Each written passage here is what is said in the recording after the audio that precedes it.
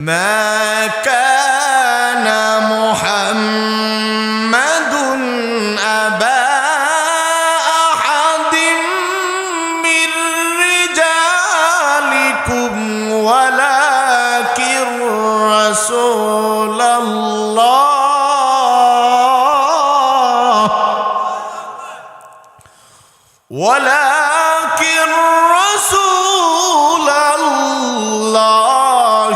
وخاتم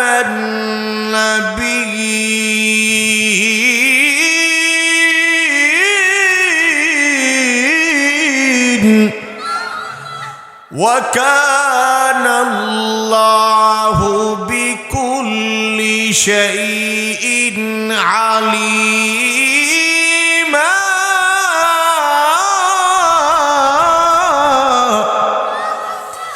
يا أيها الذين آمنوا اذكروا الله ذكرا كثيرا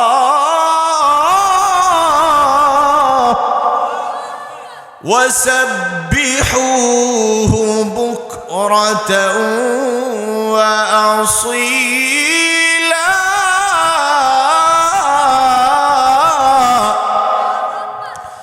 هو الذي يصلي عليكم وملائكته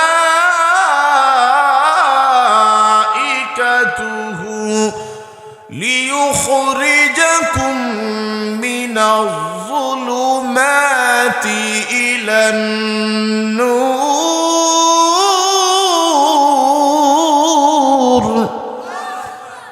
وكان بالمؤمنين رحيما.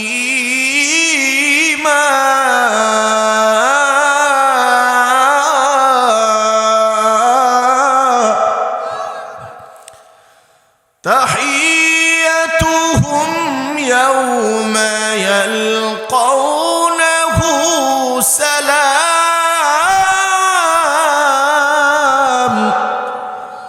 وأعد لهم أجرا كريما.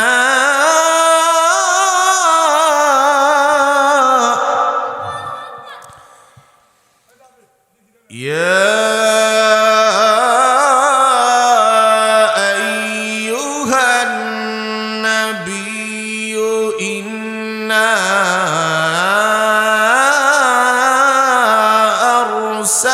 أرسلناك شاهدا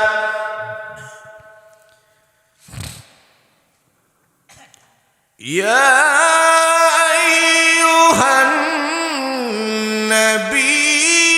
إنا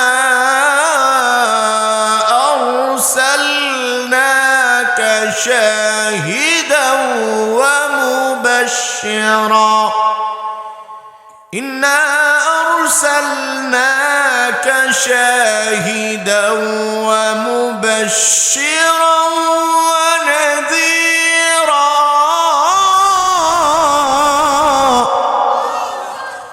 وداعيا إلى الله بإذنه وسراجا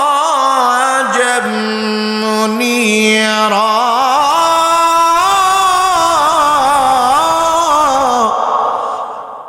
খারাপ লাগে আপনাদের ভাইরা আমার?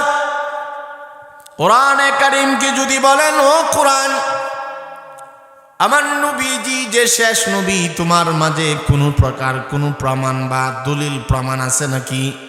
কোরআন বলে কি বলো, থাকবে না কেন? কারণ আমার নবীজি যাকে আল্লাহ কোরআনওয়ালা নবী বানায় পাঠাইছেন, কোরআন বলে মা কানা মুহাম্মাদুন আবা আহাদিম মির রিজালিকুম ওয়ালাকির রাসূলুল্লাহ।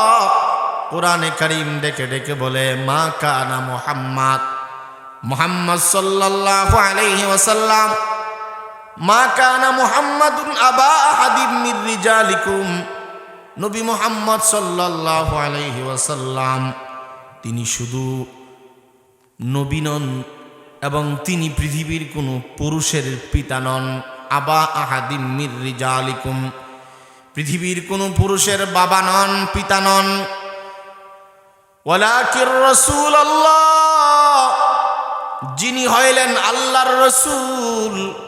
শুধু তাকে রসুল বললেই ঈমান পূর্ণাঙ্গ হয় না। আল্লাহ তাআলা বলেন ওয়া খাতামান নবিয়্যিন, যিনি হলেন শেষ নবী।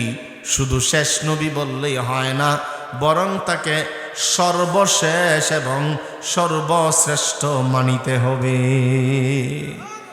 শুধু শেষ নবী আমার নবী না সর্বশেষ নবী? এটা হলো আমাদের বুঝার বিষয়, একবারে সহজ। নবীর শেষ নবী না, বরং সর্বশেষ নবী। নবী শ্রেষ্ঠ নবী নন, নবী হলেন সর্বশ্রেষ্ঠ নবী।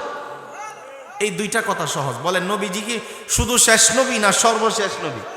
হ্যাঁ, মাশাআল্লাহ। এইগুলোর কারণে কিন্তু অনেক সময় ইমানের মধ্যে পেচ লাগে। নবীজি সর্বশেষ নবী, ওয়া খাতামান নবিয়্যিন, এবং নবীজি সর্বশ্রেষ্ঠ নবী। বলে নবীজি শুধু শ্রেষ্ঠ নবী বললে নবীজির শান আদায় হয় না। শুধু শেষ নবী বললে নবীজির সম্মান রক্ষা পায় না, বরং নবীজিকে বলতে হবে যিনি সর্বশেষ এবং যিনি সর্বশ্রেষ্ঠ নবী, তার মতো শ্রেষ্ঠত্বের ধারে কাছে করে না। ঠিক না বেঠিক জোরে বলে? তার কাছে কেউ ওজনেও আসে না। নবীজির সাথে পাল্লা দিয়েও কেউ তো পাল্লাতে তো উঠবেই না। একটা হইলো মনে করেন এক দিক দিয়ে আধা কেজি, আরেক দিক দিয়ে 1 কেজি, মোটামুটি কাছাকাছি। নবীজির সাথে কোনো দিক দিয়ে কোনো সম্মানের ওজনের কাতারেই পড়ে না।